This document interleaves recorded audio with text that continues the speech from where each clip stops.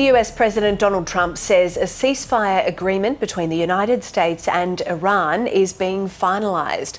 On Truth Social, the President described it as a memorandum of understanding pertaining to peace. He writes, an agreement has been largely negotiated, subject to finalisation between the United States of America, the Islamic Republic of Iran, and the various other countries as listed.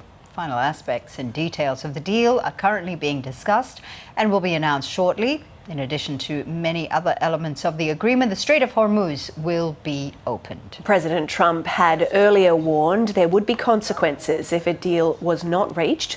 Iran has been demanding Lebanon be part of any peace deal, but the country was not mentioned in Donald Trump's statement.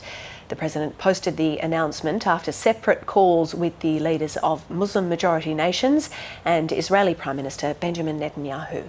Well, despite the two sides taking strides towards a lasting ceasefire agreement, Iran analyst Omid Memarian explains that there are still key details to be finalised.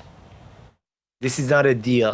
This is a memorandum of understanding. What they are working on is a memorandum of understanding. What happens is that it allows both sides, the U.S. and Iran, 60 days, it extends the ceasefire for 60 days, and they have time to discuss and negotiate the details of a deal. But during this 60 days time, what happens is that Iranians gradually fulfill some of the demands that the U.S. has been asking over the past few weeks, and the U.S. also has the time to gradually, phase by phase, step by step, fulfill some of Iranians' demands, and they get to a much better position for concession. Over the past few weeks, we have seen that both the U.S. and Iran, they have been pursuing a maximalist list of demands. Right now, I think this step is a creative way of dealing with the issues Iran and the U.S. are having, and might lead to a deal. But right now, as you said, it's not a deal. If it happens, because we have been there before, if it happens, it's a memorandum of understanding. Now, as we understand it, and as you say here, this is possibly an extension of another 60 days of a ceasefire. We know Iran is playing the long game here. President Trump, on the other hand, is facing domestic unpopularity over higher gas prices. He's got the midterm elections that are coming in November as well. He's also experiencing lower popularity numbers right now. It seems that President Trump has more to lose over this deal than Tehran does. Am I reading this right? It's true that Iranians have been counting on the fact that they can inflict so much harm on President Trump, and then President Trump's endurance for pain is much lower than Iranians, because we have a democracy here in the U.S. And with the price of the gas going up, with the cost of living going up, it really puts a lot of pressure on President Trump. And this year in particular, we have the midterm election in November.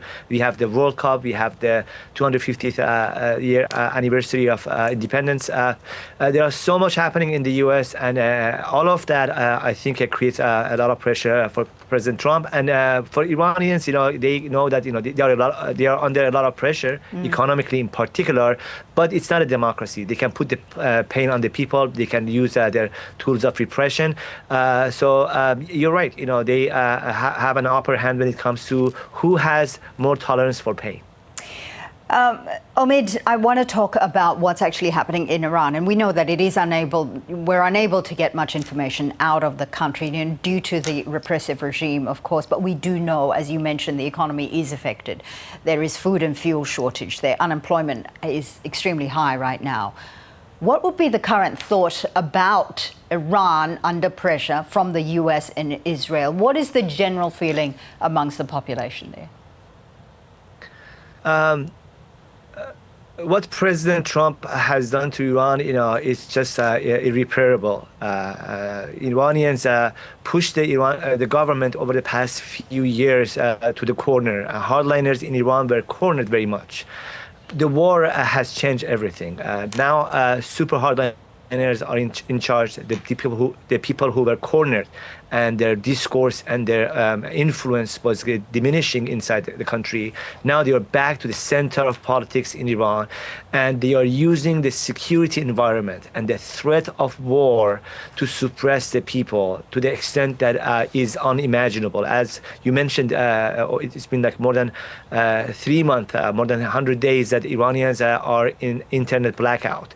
They don't have access to the outside world. Just certain people who are pro the government, are pro-government, they have access to the internet. So the war has really helped the Iranian government to suppress the crowd, the population, and also use this the threat of military attack as a tool to basically not to respond to people's other demands. I think if we don't have the threat of war, the government would have a very hard time to respond to people's demands. In particular, when it comes to economy, they are in a very dire situation.